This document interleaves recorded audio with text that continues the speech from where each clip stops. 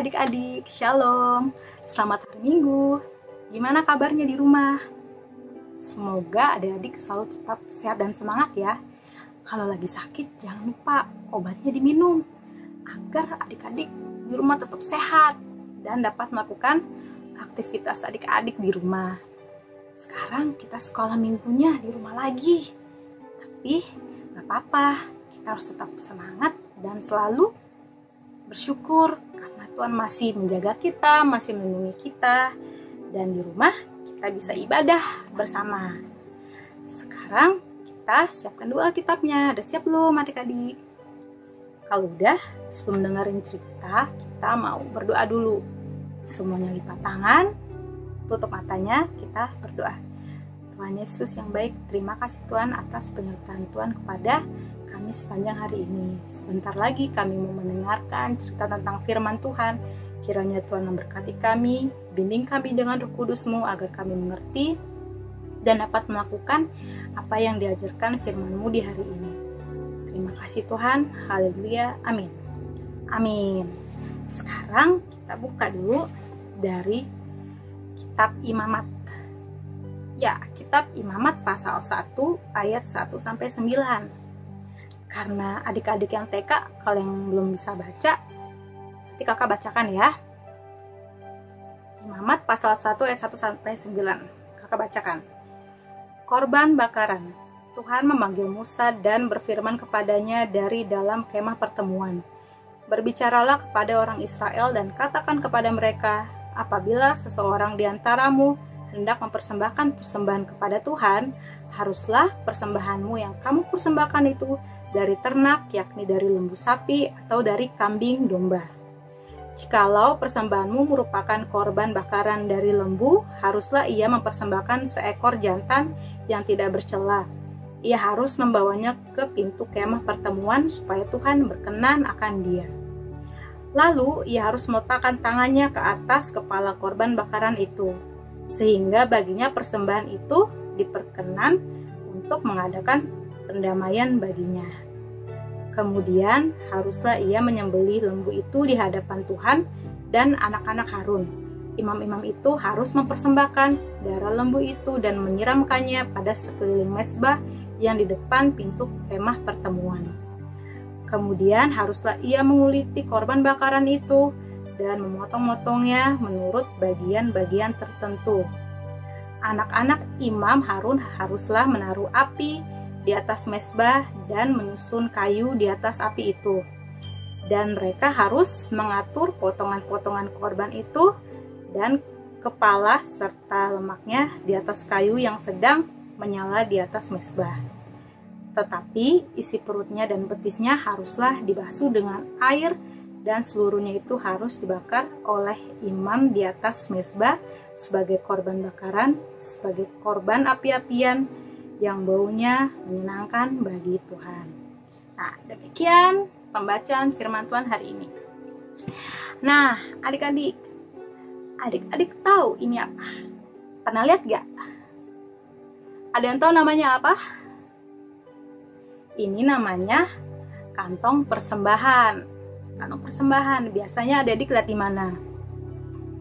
Kalau di sekolah minggu pasti kita ada untuk memberikan persembahan. Ya, persembahan itu untuk siapa? Itu untuk Tuhan.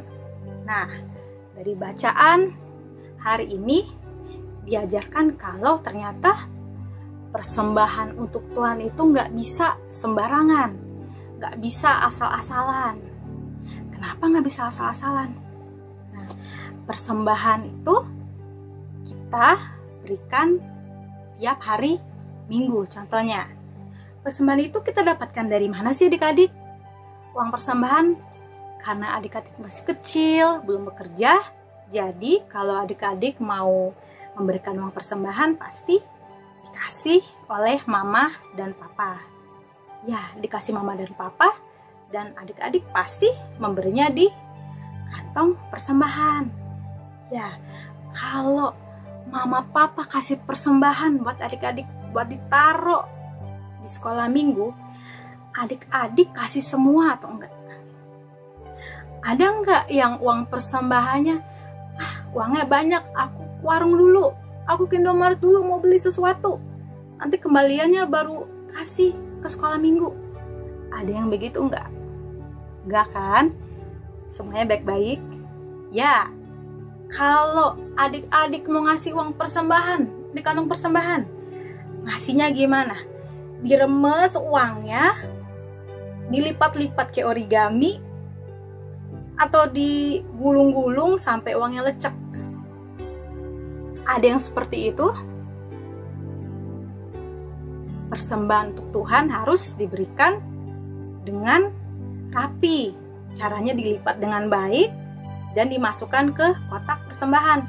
Kalau adik-adik remesin uangnya, adik-adik gulung-gulung, nanti uangnya jadi apa? Jadi kusut, jadi sobek. Kalau misalnya uangnya sobek, gimana? Tuhan sedih nggak? Ya ampun, kok uang persembahannya rusak, jelek. Padahal kalau misalnya adik-adik mau ngasih persembahan tuh ngasih hadiah untuk seseorang, pemberian, kita mau kasih sesuatu ke orang, pasti kita ngasihnya terbaik ya. Kasih terbaik, kita cari tahu dulu, ini butuhnya apa ya. Kalau ngasih kan, misalnya teman ulang tahun, kalau teman ulang tahun gimana? Ada kado, kita bungkusin kertas kado, kita bagusin supaya teman kita senang. Nah, begitu juga dengan Tuhan. Nah, kenapa sih adik-adik kita harus memberikan persembahan kita yang terbaik? Kenapa? Karena itu semua untuk Tuhan, harus memberikannya yang terbaik. Karena apa? Karena itu ungkapan syukur kita kepada Tuhan Yesus. Ya, Tuhan Yesus sudah sayang adik-adik, menjaga adik-adik. Tuhan Yesus telah memberikan nafas kehidupan, bikin adik-adik sehat. Kita bersyukur punya Allah yang luar biasa, yang dapat melakukan apa saja. Karena Tuhan sudah begitu baik sama adik-adik, makanya cara kita untuk berterima kasih kepada Tuhan dengan memberikan persembahan. Ini adalah salah satu contohnya. Kalau ngasih persembahan yang tadi, gimana? Harus uang persembahannya dilipat dengan baik, jangan sampai sobek, jangan sampai kusut uangnya. Memberikannya dilipat baik, dimasukkan, dan memberikannya dengan hati yang sukacita. Ya, kasih persembahan sama Tuhan harus dengan hati yang sukacita dan hidup yang taat. Kalau kita memberi persembahan dengan benar, dengan yang terbaik, dengan hati yang sukacita, taat, pasti hidup kita akan diberkati oleh Tuhan.